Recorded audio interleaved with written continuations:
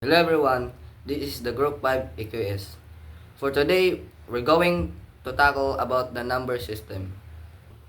Overview.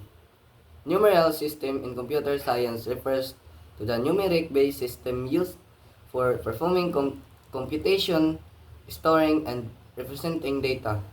The most common of these are the binary, base 2 decimal, base 10, octal, base 8, and hexadecimal base 16 system. Today, I will discuss about decimal. Example of decimal numbers.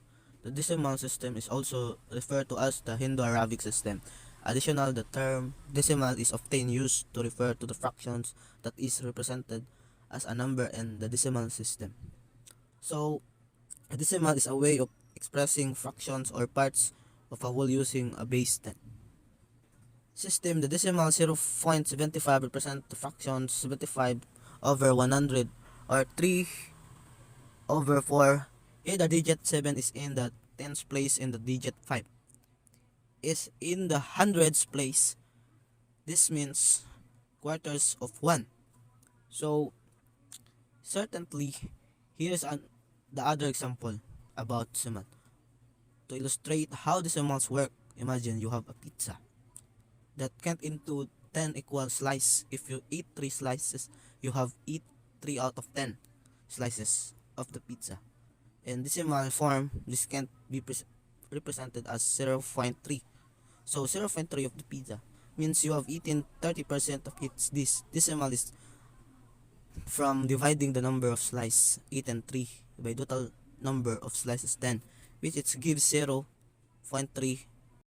In this lecture, we will study binary number system. As we already know, the base in case of binary number system is equal to 2. The base or radix r is equal to 2 in case of binary number system, so we have 0 to 2 minus 1 digits because when the base is r, we have 0 to r minus 1 distinct digits in the number system, so 0 to minus 1 is 0 and 1, so there are 2 digits in case of binary number system. A 0 and a 1, the binary digits are also called a bits. For 0 and 1, let us take one example of binary number. The number is 1010. This is the binary number. We represented the quantity by a decimal number 7392, and the weight of 1's position is 10 raised to power 0. The weight of 10's position is 10 raised to power 1. Weight of this position stand raised to power 3. Binary number is also weighted number. Decimal numbers is very number. And binary number is also weighted number, so there is weight associated with each and every position. In this case, the weight of this position is 10 raised to power 0 because base in this case is equal to 10, but her base is equal to 2, so you can easily relate the weight. This position is 2 raised to power 0. In the same way, weight of this position is 2 raised to power 1, 2 raised to power 2, 2 raised to power 3, and 2 raised to power 4. These are the weights for the position, and we can write this number like this: 1 multiplied by 2 raised to power 4, 0 multiplied by 2 raised to power 3, 1 multiplied by 2 raised to power 2, 0 multiplied by 2 raised to power 1, and 1 multiplied by 2 days to power 0. We can definitely write numbers like this, and if we simplify this, we will get the decimal equivalent of this number. This number is in binary, and if you want decimal equivalent, you have to simplify this. You have to solve this, so let's do it quickly.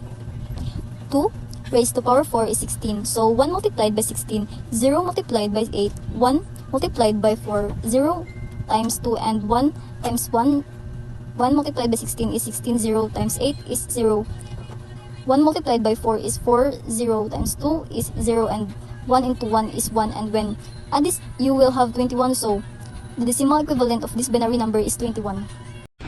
Hey everyone, welcome to today's tutorial. We're going to break down Octal and understand how it works, especially when dealing with data like in video processing.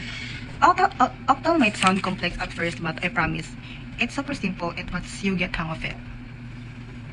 Okay, so let's start with this. This is the chunk of binary data. Computers love to work with ones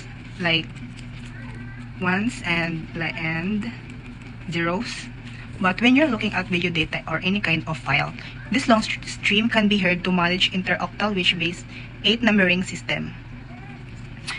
Here's what we do first. Take the binary and split it into groups of 3 bits. This is because every 3 bits in binary translate directly to one octal digit. Watch how we do it conversation. Like this. So we have 101, which converts to 5. And 010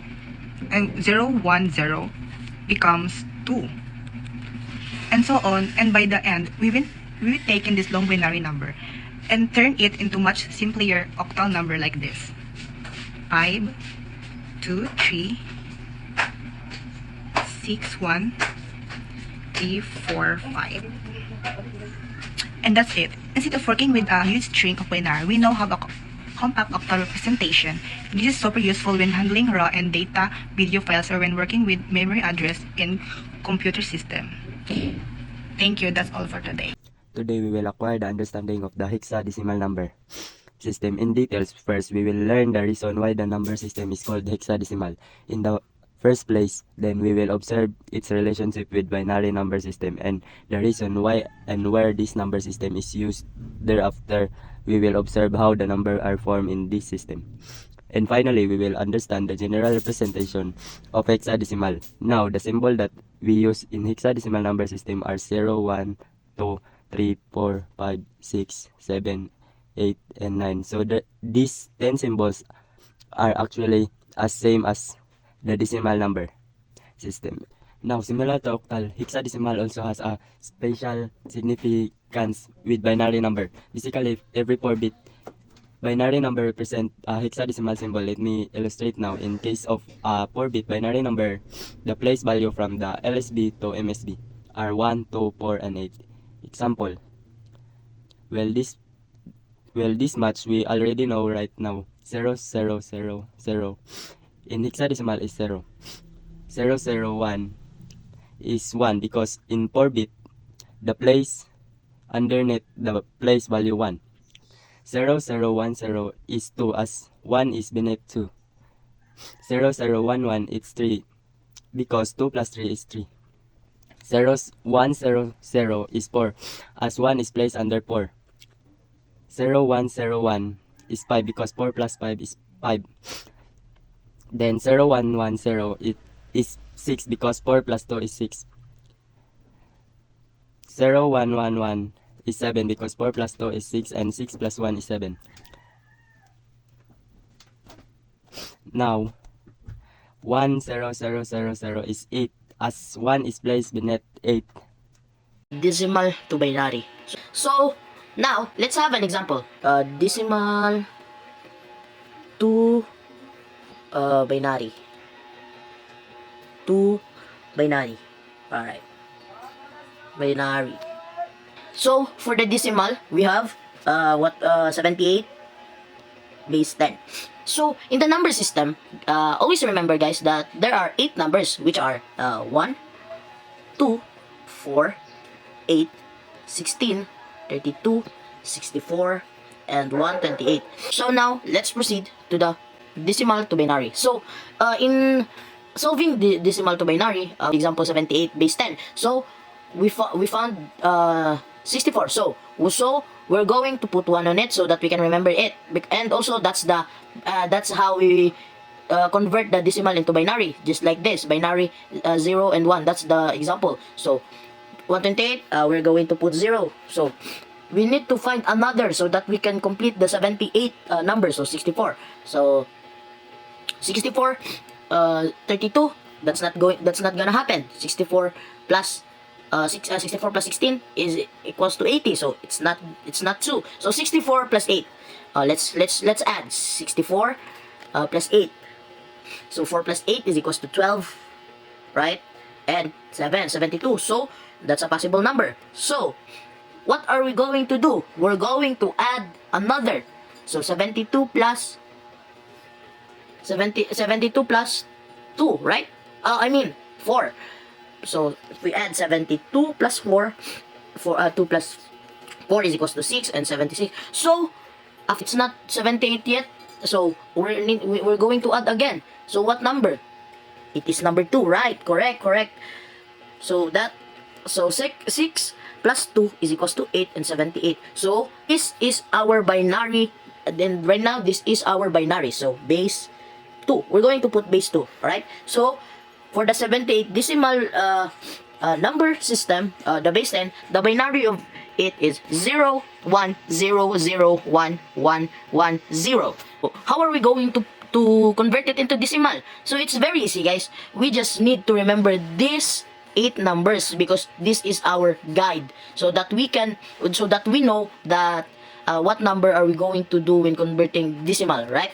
So now for the first number. So, and also guys, always remember that we are going to do left to right. Okay, left to right. So if we're going to number this, we're going to do this: 1, 2, 4, 8, 16, 32, 64, and 128. So 128. All right. So now we know that all. We all know that all the number that has 1 on it we are going to add that, and all those zero numbers, numbers that has 0, we're not gonna include them. All right. So now, so let's add 128 plus 6 plus 16, my bad, plus 8 plus 2 and plus 1. Alright, so 8 plus 16, so this is 25. So 4, 2 plus 2, 25 and carry 2, right? Carry 2. 2 plus 2, 4 plus 1 is equals to 5. And bring down 1. Right. So now, for this example, the answer of it is 155 base 10.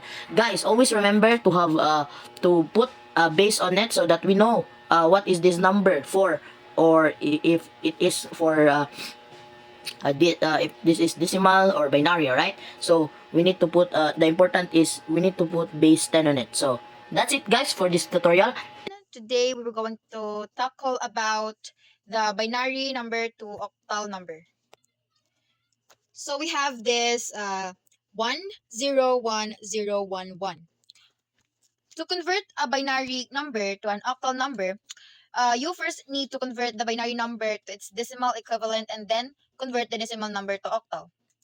So, sa kung pag-ingon kaganiha, ang number nga atong example is 101011.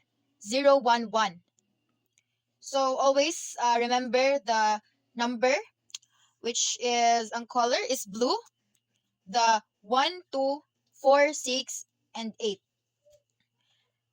And next, atong i-convert ang kaning binary number, which is kaning 101011. I-convert nato by 3. So triplets ni siya. So mag-start ang ihap sa left number or left side. So kaning 1, 1, 0. So 1, 2, and 3. And cut. So atong kuhaon ang kaning number nga color blue. Let's start sa left yapon, which is 1. 1 is for 1, 2 is for 1, and 4 is sa 0. And sa next, right side, pero sa left yapon mag-start. 1 is 1, 0 is 2, 4 is sa 1. Para dali na ta makasabot, i-times lang na siya.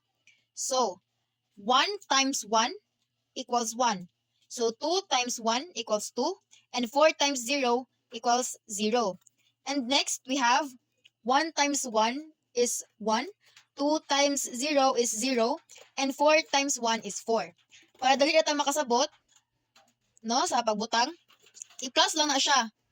So 4 plus 1, kay dili man na maihap as kuha ng 0, so dili na to siya pilon. So 4 plus 1 is 5, no? And the next is 2 plus 1 is 3. So we have 53. So 101011, and the octal is 53. So we are going to tackle about binary to hexadecimal conversion. So first, what is hexadecimal? Hexadecimal in mathematics and computing, hexadecimal is a positional system that represents numbers using a base of 16. So hexadecimal, guys, is a base 16 number system. Now let's have the example. So guys, binary again. This is only conversion, guys. We already tackled this. So we're going to have an example for the binary to hexadecimal. 0111. Right? So we're going to uh group it by 4. Alright, 1, 2, 3, 4. So we're gonna put the numbers 1, 2, 4, 8, 1, 2, 4, 8. Alright. So 8 plus 4 plus 2 plus 1 is 15. Alright. And this 4 plus 2 plus 1 is 7. So what I said, we can put just what I said earlier, that those number that go beyond 10 to 15 are, we're going to write it on letters because they are going to represent that number. All right, so we can put 157 because it's not proper. So what is the represent number for 15? It is F, so we're going to put F7 base 16. So that's easy converting binary to hexadecimal, guys. In conclusion, understanding number system like a decimal, binary, octal, and hexadecimal is crucial for various applications in computer science and mathematics. These are the key takeaways. 1. Decimal system is the most commonly used number system based on 10 digits 0 to 9. Number 2, binary system is a fundamental in a computing using only zeros and ones. So wala man mo nakita ganiha sa mga numbers sa mga examples, di ba? Like 2 or 3, there are only 1 and zeros. Next, theory. Octal system is base 3, often used in a digital system for compact representation. Number 4, hexadecimal system is base 16, frequently used in programming and networking for its concise representation of binary data. Number 5, and lastly, converting between this number system is essential in programming, networking, and digital electronics. By grasping these number system and their conversations, you will have a solid foundation for handling data representation and various fields. Thank you for listening.